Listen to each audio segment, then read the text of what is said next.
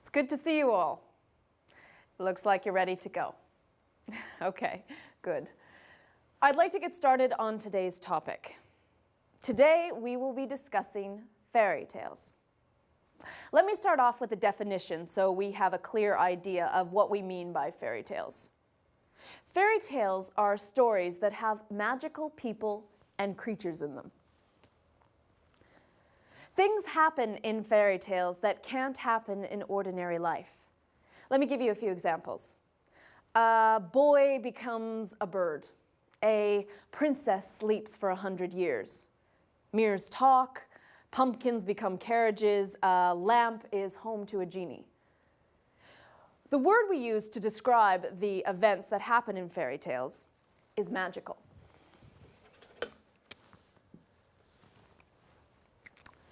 Okay, let's dive in and focus today on the purpose of fairy tales and answer this question. Why were fairy tales created? Let's start by looking at the audience. Who were fairy tales written for? Some people assume that fairy tales were created for children, but this, in fact, is absolutely not the case. From the very beginning, thousands of years ago, fairy tales were stories that adults told other adults. But why did they start telling fairy tales? What was the purpose of fairy tales?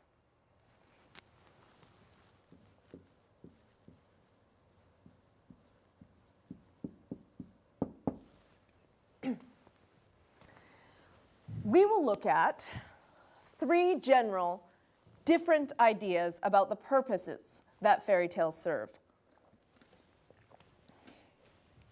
These purposes are important to discuss because they help us understand why fairy tales were meant for adults, for the adult imagination. The first idea is that fairy tales cause a sense of wonder in the reader or listener.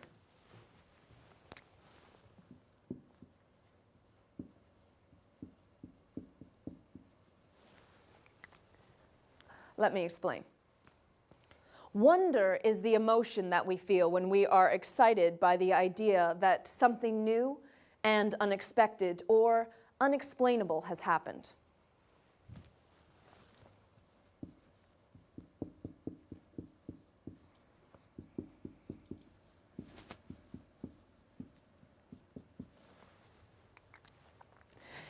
It is this sense of wonder, this sense of strange and magical things happening that some scholars believe is the reason that fairy tales exist. They help people wonder about the workings of the universe, this universe where anything can happen at any time. In fact, all kinds of strange things happen in fairy tales. Let me explain how this works. If we can imagine that anything can happen to the characters in fairy tales, then we might also believe that things can happen in our own lives, that life can change, that problems can go away, people can find answers. So you see, fairy tales help make us hopeful. They make us believe that life really can get better. Isn't this a wonderful explanation? Okay. Let's move on and look at another possible purpose of fairy tales, and that is entertainment.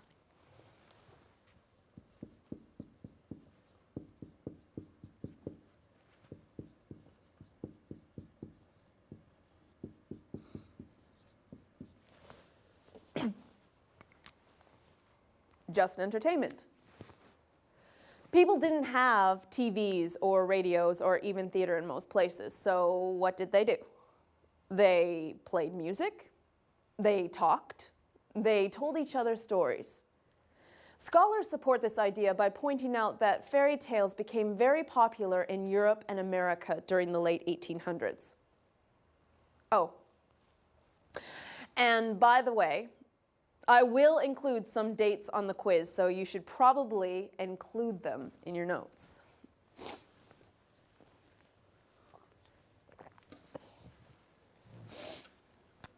Where was I?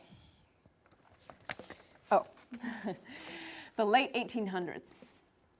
Okay, At that point in history, daily life and work was extremely routine and boring. Take, for example, factory work, or being a worker on a farm.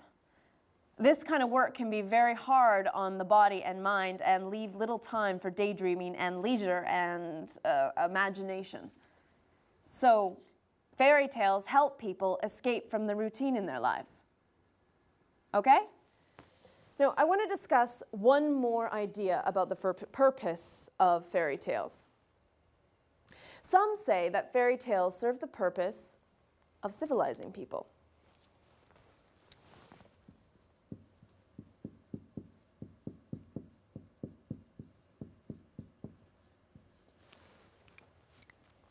Now, what do I mean by civilizing?